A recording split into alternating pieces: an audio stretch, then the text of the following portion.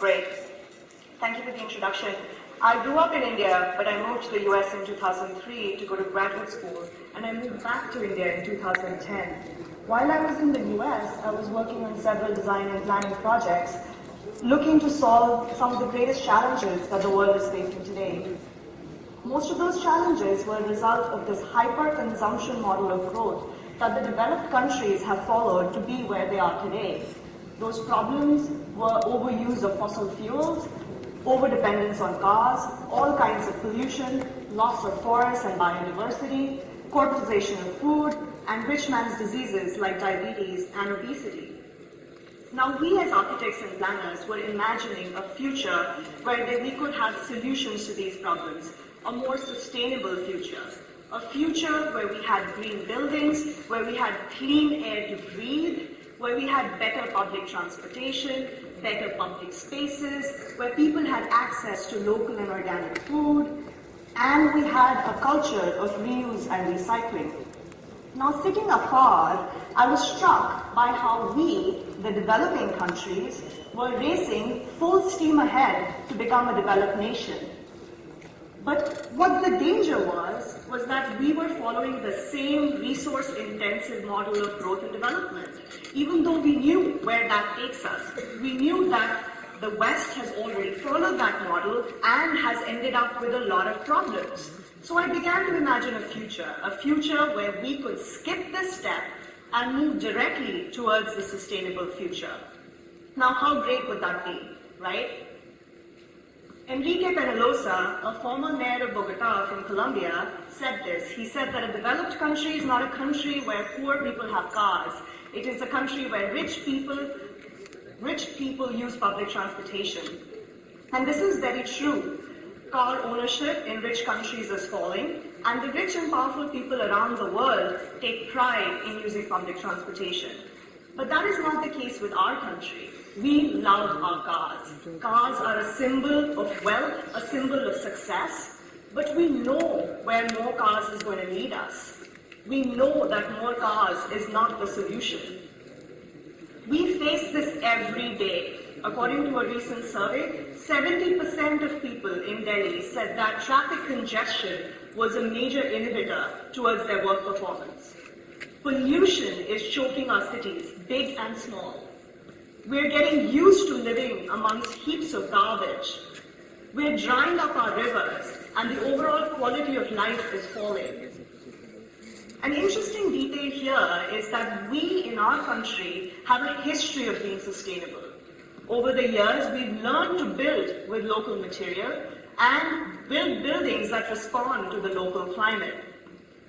We've harvested rainwater for centuries.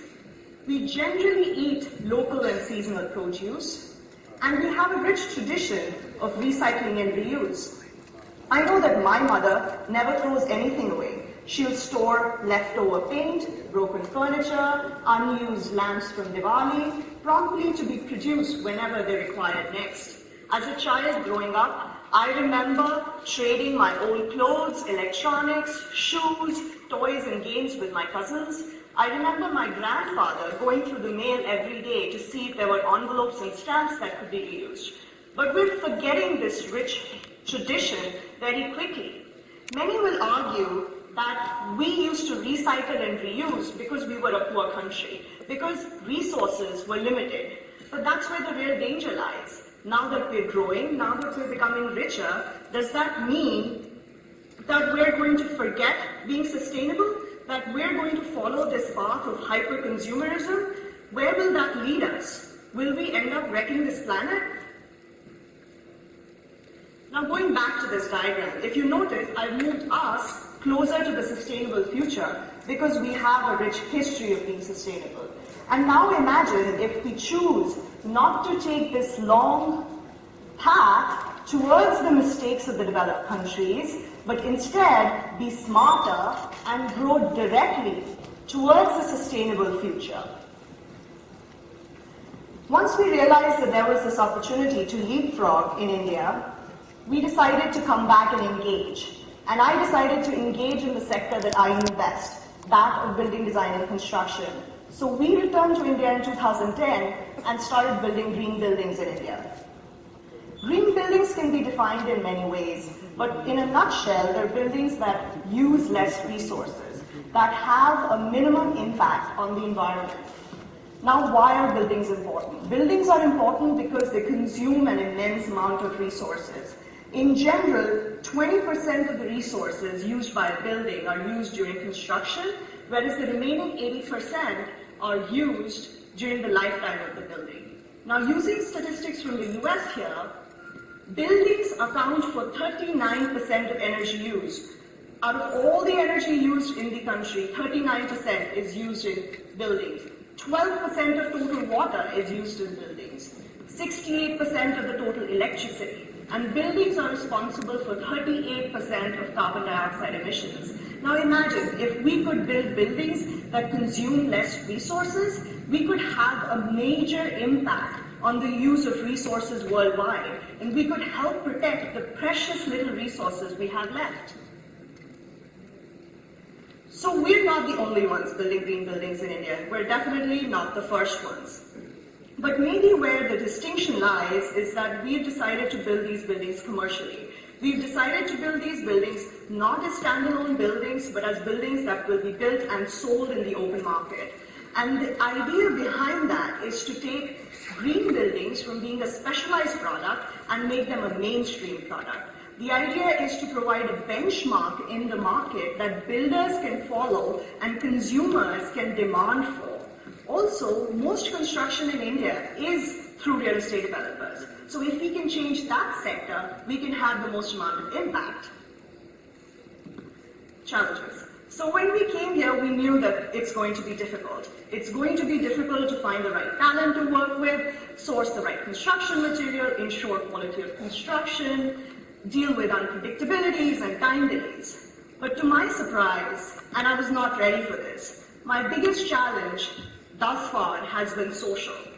What that means is that in our country, social aspects pervade all aspects of life.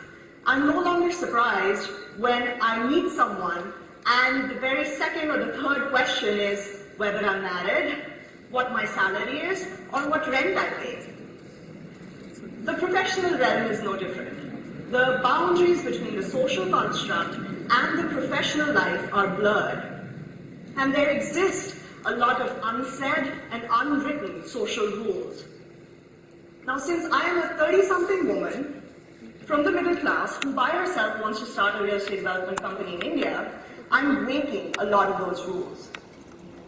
Rules of age, gender, income, and more gender.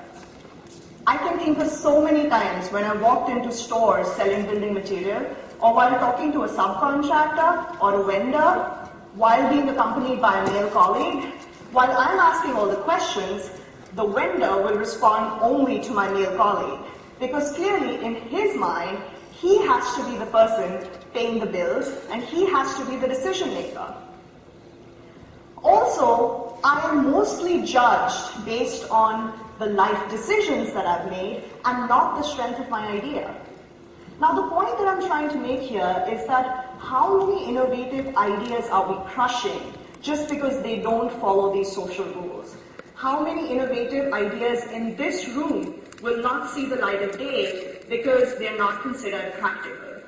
In fact, I feel that the problem starts even before a person has an idea. While growing up, you're surrounded by these social biases, and therefore, children are afraid to dream. How many times have we met a child who's encouraged to grow up and become a wildlife photographer? A girl who's encouraged to grow up to become an astronaut, or to start a business by herself? Well, while dealing with all these challenges, we've actually been quite successful professionally, and we're just about to finish our pilot project in Goa. This is what it looks like while it was under construction. The photo is from last year. The house is on track to being the first certified green building in the state. When we started the project, we were very fortunate to have 14 full-grown mature trees on our site, and we have preserved 13 of those trees.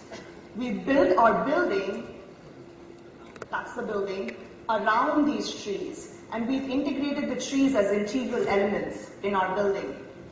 We were building on a sloping site, and we built the building along the slope to minimize cutting and hill filling, therefore preserving the natural topography of the site. We've preserved 50% of our site area as permeable surface, which means that when water falls on our land, it continues to percolate back into the earth. Therefore, we're preserving the underground water level. We're also reducing the stormwater runoff from our site, therefore preventing flooding of low-lying areas. We're harvesting rainwater from our roof surface. We're storing 70,000 liters of that water and using it in the swimming pool. The swimming pool therefore requires no municipal water. The excess water is then recharged back into the earth, therefore again having minimal impact on the underground water table. We're filtering 100% of grey water on our site. Grey water is the water that comes from bathrooms and kitchens. It's the used water, except from the toilets. We're filtering that water on our site using root zone treatment, and the filtered water is clean enough to be reused for landscaping. We're using low-flow faucets, which reduce the water use in our house by 30%.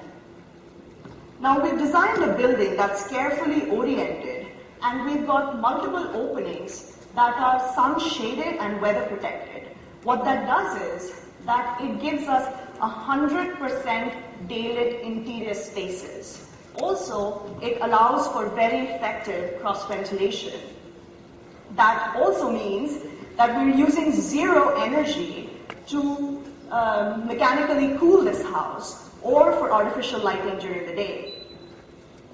We're sourcing 50% of our building material from within 500 kilometers of our site, which means we're reducing the embodied energy required in transporting commercial construction materials.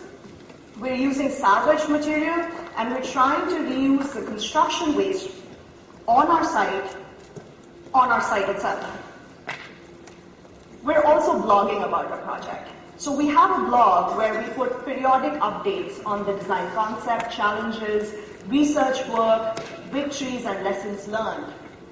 The idea for the blog is to have an open source information that can be a starting point for interested homeowners and builders who want to build green buildings. It again goes back to our aim of taking green building principles from being understood as a specialized science to being understood as buildings that are just built with common sense.